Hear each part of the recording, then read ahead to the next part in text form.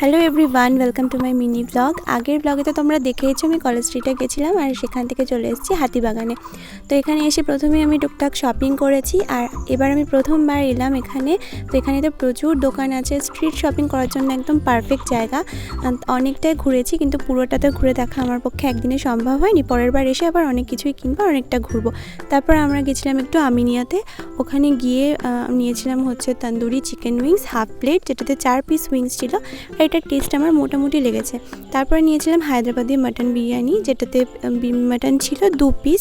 আর বিরিয়ানিটা দেখেই তোমরা বুঝতে পারবে যে কতটা টেস্টি ছিল। আর হায়দ্রাবাদি বিরিয়ানিটা একটু স্পাইসি হয়, সেজন্য একটু স্পাইসি ছিল।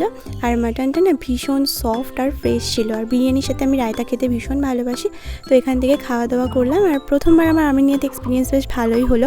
তারপরে সেখান থেকে চলে গেলাম স্টেশনে আর ট্রেন ধরে চলে এলাম বাড়িতে। মিনি ব্লগ এখানেই শেষ করছি। ভালো লাগলে সাবস্ক্রাইব করে দিও।